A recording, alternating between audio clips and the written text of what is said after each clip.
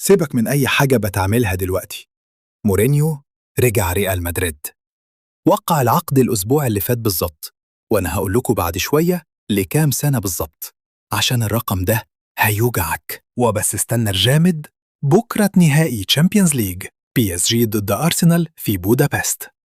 أرتيتا أكد إن جوريان تيمبر راجع وحيلعب أساسي بعد شهرين إصابة، ولويس إنريكي قال إن حكيمي وديمبيلي ونونو مينديز كلهم جاهزين، ما فيش أعذار. وفي أخبار تانية، أتلتيكو مدريد قلب تويتر، نشر بوست مزيف بيقول إنه عرض على برشلونة ياخد يامال وبيدري ورافينيا مقابل 4 تذاكر حفلة باد باني، اشتراك جريدة وكيس لب، وبعدها قال ما تصدقوش كل اللي بتشوفوه.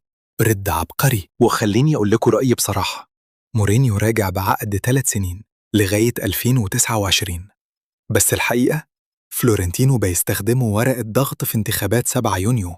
الراجل بيلعب سياسة مش كورة، ده اللي اسمه استغلال. وفي بومبا من أرجنتينا، أوتاميندي رجع ريفر النهاردة، وقع 18 شهر قبل ما يطير على معسكر منتخب لمونديال، أول صفقة كبيرة في السوق، وقبل افتتاح كأس العالم ب 13 يوم بالظبط. الراجل هيلعب مونديال وهو لاعب في الدوري الأرجنتيني. وعلى الجنب الحلو، السعودية احتفلوا بسعود عبد الحميد في معسكر اللي وصل متأخر لأنه كان بيكسب لقب أوروبي مع روما. زملاء عملوا له استقبال هزار، عسكر يا حبيبي. طب وانت اللي قاعد قدام موبايل ده، أنهي خبر فيهم صدمك أكتر؟ رجوع مورينيو ولا فضيحة أتلتيكو ولا أوتاميندي؟ سيبها لي تحت، أنا قاعد بقرأ.